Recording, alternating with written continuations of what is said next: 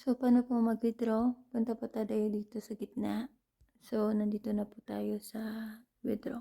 Okay? Click lang natin yan. So, may 1918 po tayong balance. Less po ng 10% bago po ilagay dito yung amount.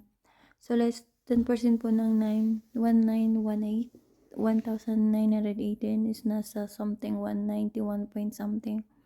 So, ilalagay natin dito 1,720. So, okay na, pwede na natin siyang ma-withdraw. So, andito yung ano nila. So, withdrawal GCash lang yung ano. Lagay natin yung number dito.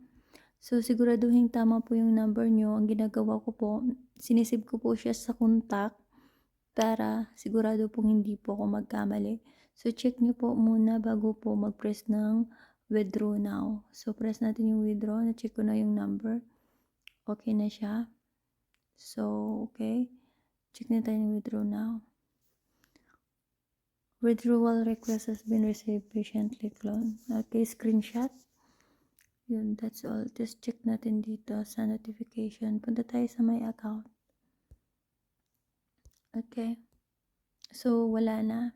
Nakuha na siya. Natira na lang ano. Click natin dito sa my notification. So, ayan.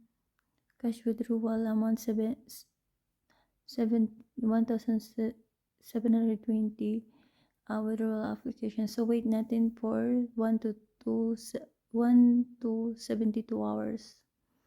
Okay, that's all.